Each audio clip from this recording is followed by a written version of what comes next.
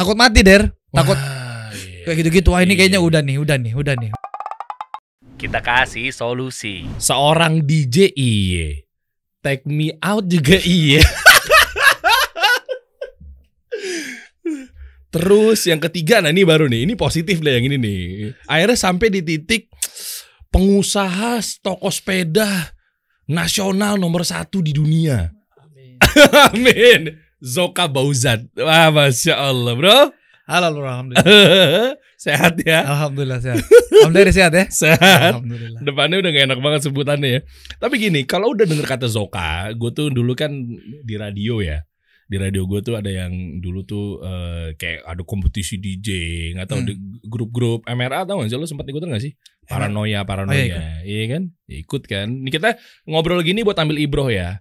Gitu. Gue nggak tahu. Memang kalau lo merasa dibongkar aibnya, memang itu tujuan gue. Cabut deh.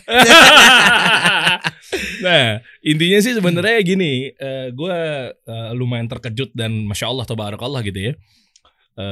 Dengan tangan yang penuh dengan gambar, ya kan, macam-macam nih. Akhirnya sekarang masya Allah, gue ngikutin loh dari mulai vitamin baik, Masya Allah. iya kan, gue nggak ada nih kok udah nggak ada vitamin baik. Akhirnya vitamin official ya kan, di lo itu kan macam-macam tuh. Lo ada parfum juga Brother Man, ya kan, macam-macam. Ya intinya adalah gue pengen tahu aja sih sebenarnya dulu tuh kenapa dari mulai dunia malam cabut gue deh udah kali ya capek gimana tuh Zok? Oke, singkat kali ya. Jadi tentu mungkin alhamdulillah Allah kasih sinyal ya. Jadi memang di dalam itu memang kita udah hampir ngerasain semua. Pada ada titik tuh kayaknya kita udah punya semua, uang sudah punya. Tapi mungkin ada waktu tuh ya mungkin dulu sholat jarang kali ya Dere. Jadi kadang sholat maghribnya doang, kadang juga enggak, kadang malah seminggu Jumatnya doang. Bener, nah, pada template banget deh. Template nih, pokoknya kalau maghrib tuh rame tuh masjid. Sama Jumatan. Template banget tuh anak-anak zaman dulu tuh, nggak semua ya. Oke. Pola hidup itu nggak bagus, jadi bangunnya siang. Pada akhirnya di satu titik kita udah punya semua yang tadi yang gue bilang. Pada saat lagi create project itu mikir ini kok kayak gini terus, capek tiap hari bangun begini dan pas sudah menikah alhamdulillah, pas istri sudah hamil juga itu udah ada kepikiran di hati itu Allah kasih sinyal ya. Allah kasih sinyal kayaknya udah. Nah, di saat itu kita udah mulai menghindar. Tapi ternyata memang lingkungan itu number one juga ini Der untuk kita berubah. Apa tuh maksudnya gimana? Maksudnya kalau kita bisa terpengaruh karena lingkungan. Karena guanya tetap bertahan ya, gua mau cari uang di mana lagi kalau bukan di DJ ini. Pada akhirnya kita yaudah deh, gue nggak ngapa-ngapain, gue coba berhenti semuanya dari yang lain-lain. Gue coba tetap kerja di dunia ini, tapi gue nggak minum, nggak ngapa-ngapain, benar-benar pure ya. Dan itu tetap nggak bisa karena kita begitu ketemu sahabat, ayo lo Zok gini-gini, jadi macam-macam Der. Jadi kita nggak bisa menghindar dari, kita kalah deh. Kita mau coba, deh gue nggak ngapa-ngapain, tapi itu susah ya. Dan apalagi juga lo sama Dimboy kan juga bareng. Yes. Hijrahnya juga nanti kita bahas ya. Boleh. Iya kan? Masya Allah. Itu kan juga lo lumayan duo ini tuh nomor top lah gitu ya, masuk top 5 mungkin, tapi top 3 di Jakarta bahkan di Indonesia ya. Di Indonesia. Kayak gitu kan. Tapi lo nggak angkatan Naro mah udah tua ya. Iya, tapi sempat pernah bareng-bareng sama mereka semua. Iya, mereka kan ya kayak gitu-gitu ya. Nah itu tuh maksud gue berat banget ketika lo udah di posisi itu, udah enak banget. Iya. Uang. Iya, pada masa itu kita udah dipegang sama manajemen yang top, yang dia yang biasa panggil DJ luar, sudah jadi barternya pun kita enak, apa namanya, tanda kutip enaknya ya. Iya. Jadi kita dia datangin DJ dari Australia, kita juga akan ke sana, kemana-mana kita udah seperti itu, udah tinggal duduk, manajer sudah punya, udah diurusin semua, tinggal main. Gigs tuh sepekan tuh bisa 4 sampai 5 kali. Wow. Sampai naik pesawat tuh sampai capek Der. Kadang Rabu pesawat, aduh, Kamis lagi berangkat lagi, Sabtu sampai capek. Tapi titik yang Allah kasih mungkin ada ini kok begini terus, dan itu berasa loh.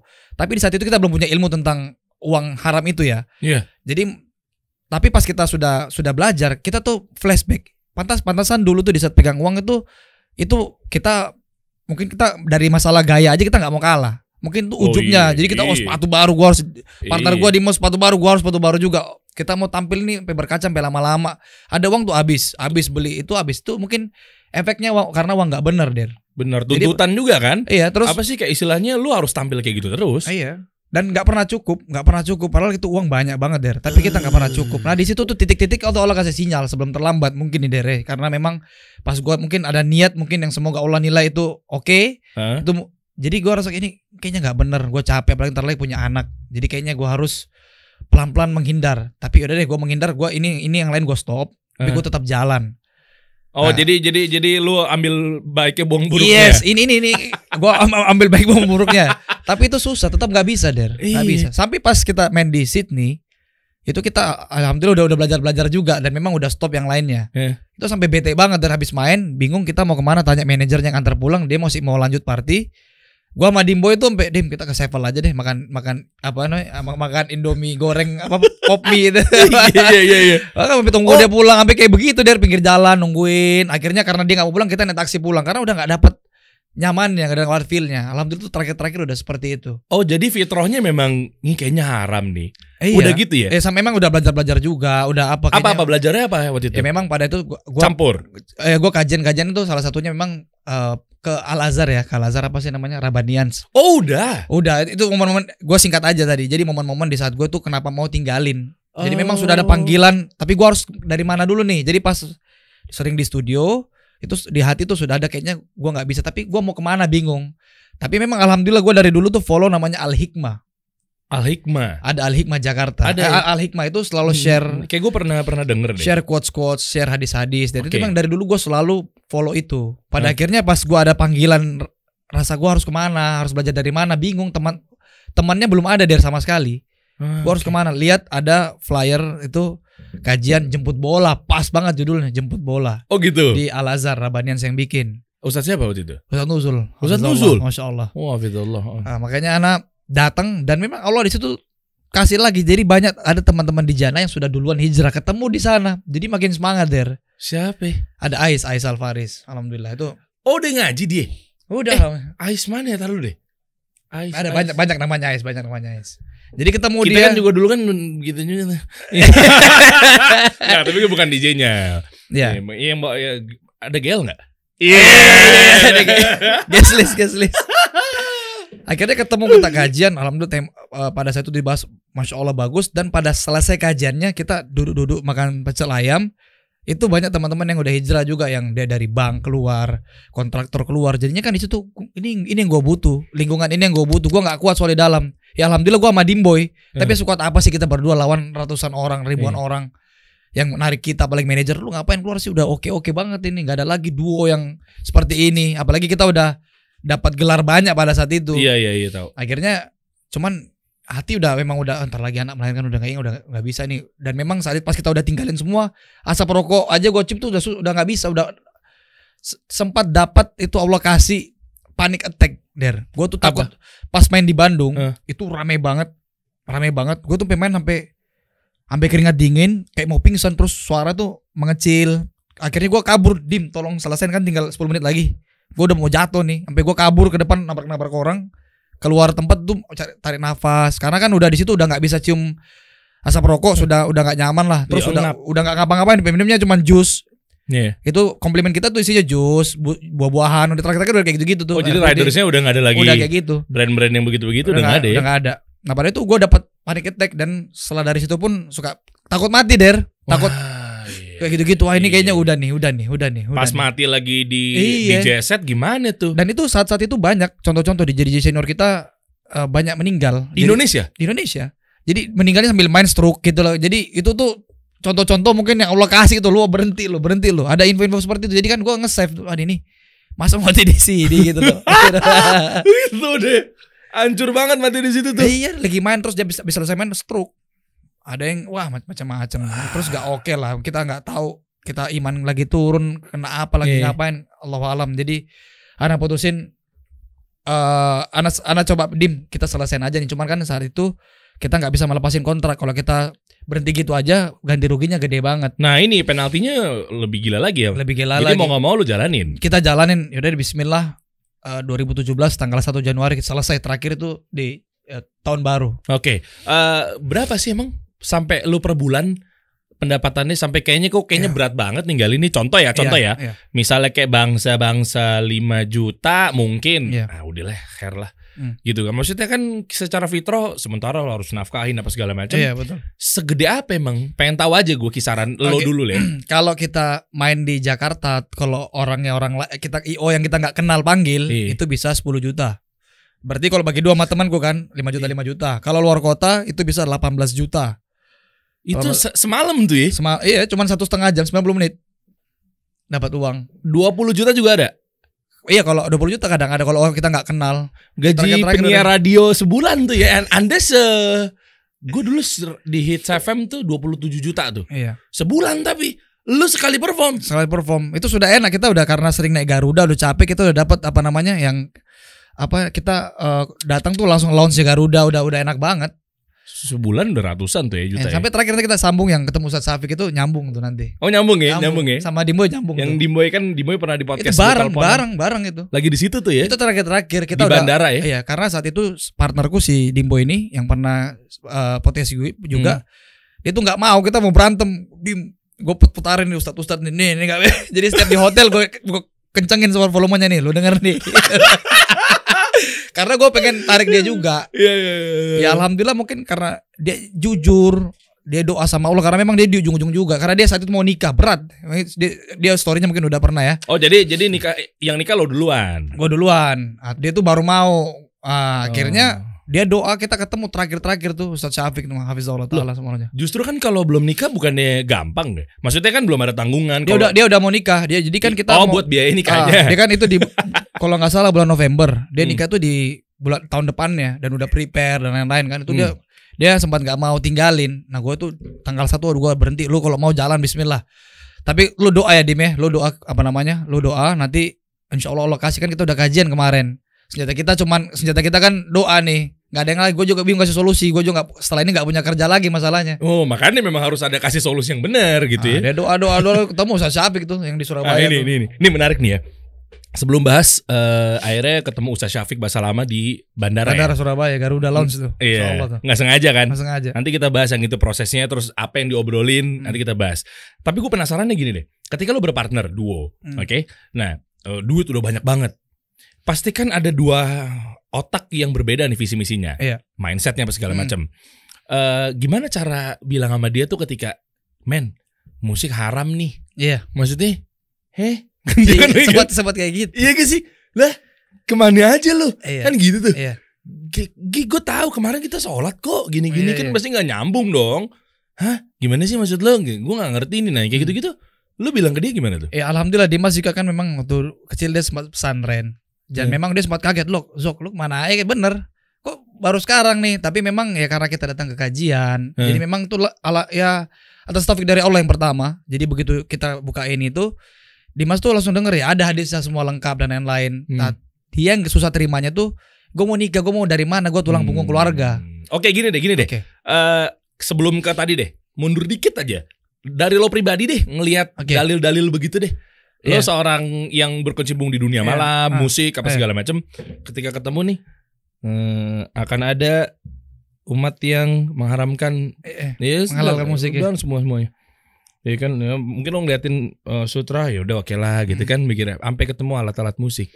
Lo sebagai hati apaan sih? Ya, yang pertama memang gitu. Pas gue mau memutuskan hijrah, gue udah tau di YouTube kan, dari mana kan, ketemulah itu.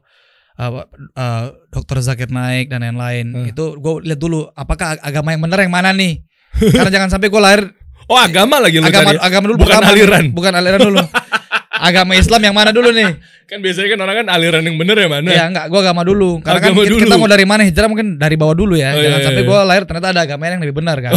Oke. Pas nonton, masya Allah udah nonton, wah kayaknya Islam nih. Islam, Bismillah kan. Bismillah deh. Jelas banget soalnya. Gila gue ngakak. Terus yang kedua tuh banyak di YouTube itu kan ada apa namanya? Ada rekomendasi. Di situ gue liat Jo. Oh jadi abis ketemu Islam nih udah nih oke nih gue udah mantap sama Islam. Islamnya yang mana dulu nih gitu lagi. Iya. Ya, alhamdulillah pas pertama langsung ke Rabanian, alhamdulillah langsung. Oh, enggak yang kayak ini ada ini. Ya ana belajar ngaji itu di belakang rumah. Alhamdulillah semoga Ustadz itu apa namanya selalu pahala setiap kita baca Quran ya. Amin amin. Kenapa? Memang salah satu yang ana sempat lama hijrah tuh karena perkataan beliau, nggak apa-apa kamu kerja di tempat seperti ini, yang sama seperti kau ada emas di lumpur, yang penting nggak ngapa-ngapain, ambil baik buang buruknya. Tapi di situ gue tuh kayak ada ganjel Ya pada akhirnya lanjut kayak tadi, akhirnya inilah itu syubhatnya kenceng banget ya. Iya, awalnya cuman akhirnya pas alhamdulillah ketemu kajian-kajian sunnah, alhamdulillah belajar yang ini yang benar insyaallah. Akhirnya juga sama begitu nonton YouTube itu ketemu dan jelas masalah hadis ayatnya jelas alhamdulillah. Dan alhamdulillah ada astagfirullah tentunya anak langsung kayak ini benar. Anak pun nggak tahu riba itu apa dulu nggak tahu sama sekali. Oh gitu. Apa nih riba? Enggak, oke lah riba kan bahasa Arab ya maksudnya ya. Tapi maksudnya rentenirnya pun kan lu harusnya tahu. Iya nggak tahu. Tapi nggak ngertinya apa? Nggak ngerti riba. Iya gitu. Riba nggak pernah tahu kayak gitu, nggak pernah buka tentang agama soalnya kan. Oke. Sampai ulang tahun tapi nggak boleh, ini nggak boleh semua. tapi gue nerima langsung. Gue orangnya alhamdulillah tipikal. Oh iya ini jelas soalnya Ustaz dikasih ininya semua jelas kan. Dan kita mengambil. Jadi saat pas ketemu ayat itu langsung kita lihat kenapa sih nggak boleh. Oh iya maksudnya apa namanya? Banyak yang nggak bagus di dalam itu di dalam klub udah jelas alkohol perempuan. Jadi apa yang mau dibela lagi soalnya masalahnya? Oke. Maksudnya langsung kan kenapa nggak boleh riba misalnya? Karena begini ada bunga dan lain-lain. Oke. Jadi langsung tangkap seperti itu. Ini. Emang kalau udah ngomongin hidayah tuh ya kita nggak susah ngukurnya juga ya milik Allah ya. Maksudnya kayak tadi deh orang udah tahu begini kok gampang banget. Ada juga yang keras hatinya tuh. Iya banyak juga ya memang. Bahkan nggak harus musisi, gitu. Nggak harus musisi, orang biasa aja. Apaan sih? Nah, misalnya dia kerjanya mungkin insinyur, dokter yang gitu-gitu juga. Oknum-oknum yang berpikir bahwa gini juga banyak. Iya. Apaan gitu ya. Tapi kalau menuduh milik hidayah, mau orang mau sampai malam nggak tidur selama 720 jam juga kayaknya. Kalau mau dapat hidayah mah, hidayah aja. Nah terus akhirnya gimana tuh proses-proses terjadinya sampai lu akhirnya sekarang punya bike shop yang masya Allah tabarakallah. Pada tahu ya kan bisa juga buka di Pati Unus Paun.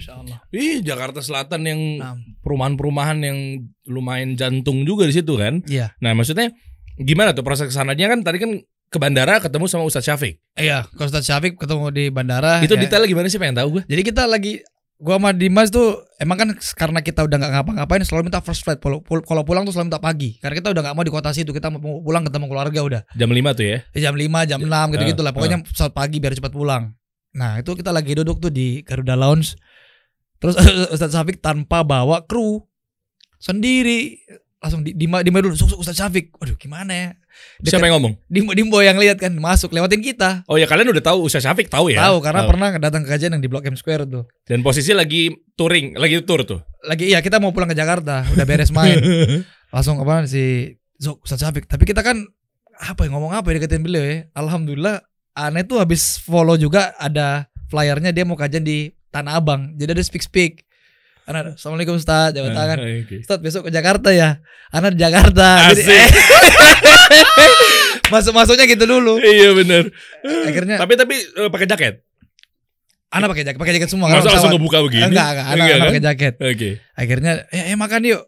Ayo Ustadz, yaudah Ustadz kami kembali gugup kan. Bingung kan. Akhirnya balik lagi. Tapi Dimas tuh masya Allah. Zok nanya yuk. Nah Ustadz Syafiq itu Allah tunjukkan suruh duduk tuh di kursi paling ujung sendiri di kursi pijet.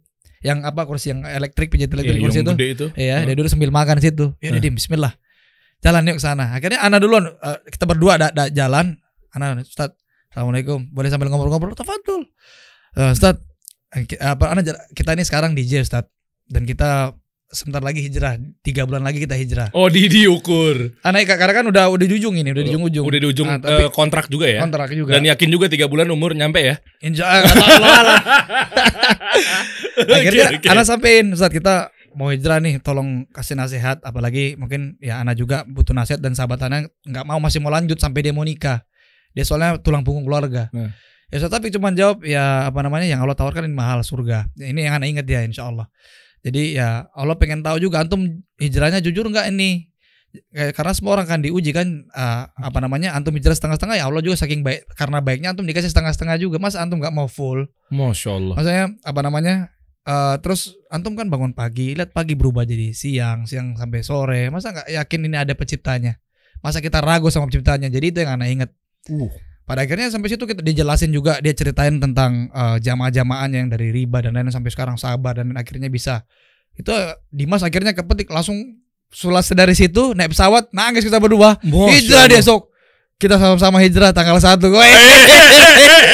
Itu Masya Allah tuh. Oh berarti beliau nggak langsung hukum musik tuh begini enggak ya? Pelan-pelan dia, ya memang ya kita awam ya dikasih taunya yang kita yakin tauhidnya dulu. Maksudnya antum nggak yakin bagi berubah jadi siang bener juga ya, kadang kita nggak sadar kan. Masa kita nggak yakin sama yang punya antum lulus SMP, lulus SMA ya kan, antum ada dites kan, diuji kan. Ya udah antum bisa naik kalau itu dari sisi dunia Zok. Gimana kalau Allah kan, apalagi antum sudah belajar coba lihat buka nanti sering kajian. Udah langsung masuk tas. Dimas langsung pasti pesawat kita naik. Zok. Kita bismillah, kita ikhtiar sama-sama. Kita hijrah sama-sama tanggal 1 Januari kita bareng-bareng. Nangis tuh kau pelu. Nah itu apa reaksi dari IO, reaksi dari teman sekitar? Ya pasti kan ya afwan deh. Ada yang ngenyek, ada yang ngehina, ada yang ngeledek. Campur baur tuh. Soalnya saya juga merasakan korban juga sama teman-teman saya digituin juga kan. Banyak. Nggak semua ya. Anak memang gini ya, karena anak pas udah ikut kajian, udah memang Anda juga mungkin salah Der. Kenceng. Kita nggak punya adab, nggak belajar hajar sana karena kaget kan, maksudnya pengen ngajak tapi kita nggak tahu caranya Der. Gua banget tuh itu di pet itu habis tuh Der, papum wow.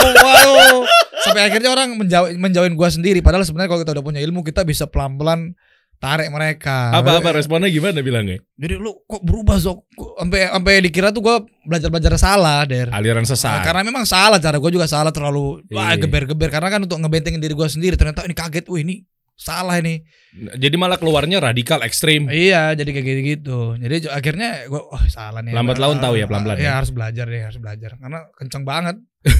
Kenceng nggak ada ilmu. Kenceng modal bacotnya dulu ya. Tapi biasanya gitu ya, orang-orang yang baru-baru ngaji tuh kenceng banget. Karena mungkin maksud kita baik. Soalnya gini, yang dibahas tuh masalah khilaf fikih yang sebenarnya lu penuntut ilmu, akidah tauhid manhaj lo aja bobrok banget gitu loh. Sibuknya ngurusin begituan. Ini kan ya misalnya akhirnya salah.